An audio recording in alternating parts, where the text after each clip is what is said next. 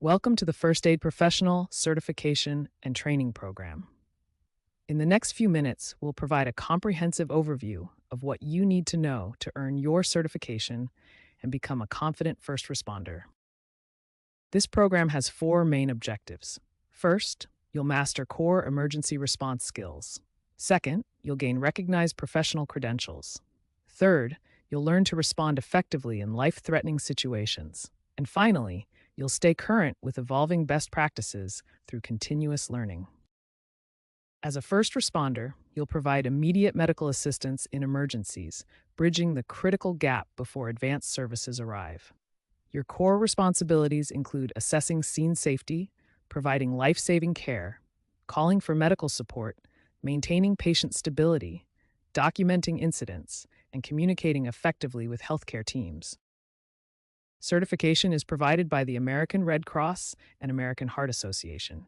You must be at least 16 years old and physically able to perform CPR. Training includes 8 hours of classroom instruction, hands-on practice sessions, skills assessments, and a final practical examination. The certification exam consists of 50 questions completed in 2 hours with an 80% passing score required. The assessment includes both multiple choice and scenario-based questions, plus a practical skills demonstration.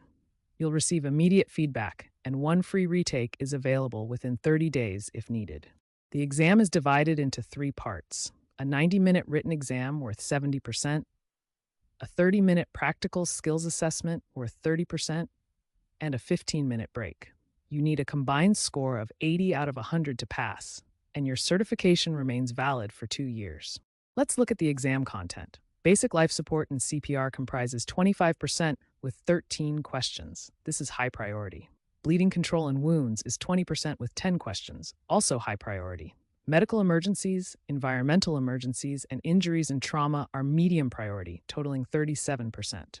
The remaining topics, special populations, legal issues, and safety, are lower priority but still important. CPR for adults, children, and infants, choking relief using the Heimlich maneuver, shock management, fracture stabilization, managing allergic reactions with epinephrine autoinjectors, AED operation, bleeding control techniques, burn care, stroke recognition using the FAST method, and scene safety assessment with proper PPE use.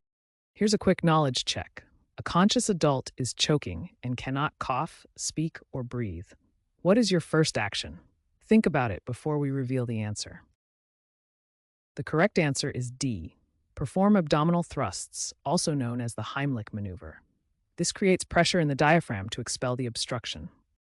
Corporate environments, like office buildings and factories, educational institutions including schools and colleges, recreation and sports facilities such as gyms and parks, and public spaces like airports, malls, and transportation hubs. You must follow strict safety protocols and regulatory standards. This includes universal precautions compliance, proper use of personal protective equipment, bloodborne pathogen awareness, and hazardous material handling. You'll also need to adhere to OSHA workplace requirements, American Heart Association and Red Cross guidelines, state-specific protocols, and documentation standards. Practice active listening to understand patient concerns clearly. Communicate instructions in simple, direct language. Maintain a calm demeanor to reassure patients. Show cultural sensitivity and respect diverse backgrounds. Most importantly, demonstrate genuine empathy and compassion for patient well-being.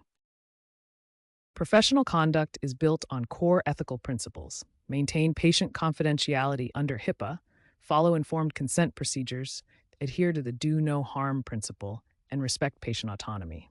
Additionally, maintain professional boundaries, commit to continuing education, stay aware of your scope of practice, and fulfill mandatory reporting obligations. Prepare effectively over 2 to 4 weeks before your exam. Individual study methods include reviewing course materials daily, watching demonstration videos, creating flashcards, practicing skills repeatedly, and taking practice quizzes. For group study, form study groups, teach concepts to peers, role-play scenarios, discuss case studies, and ask your instructor questions. Your certification requires renewal every 3 years. Complete a 4-hour renewal course, pass the skills assessment, and submit a $50 renewal fee. Continuing education credits are distributed as follows: 40% advanced techniques, 20% legal updates, 20% technology integration, and 20% case study reviews. Lifelong learning keeps you current with evolving medical standards. Here's a quick summary. Training takes 8 hours. The exam has 50 questions with an 80% pass rate. Certification is valid for 2 years. Renewal costs $50, and the minimum age is 16 years.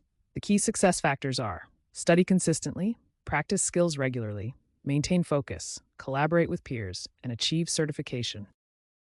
Need to pass your first aid exam? Get free practice tests from Practice Test Geeks. We offer comprehensive practice materials designed to help you succeed. Ready to get started? Click the link in the description below or scan the QR code on your screen to access your free first aid practice tests right now. Start preparing today and take the first step towards certification success.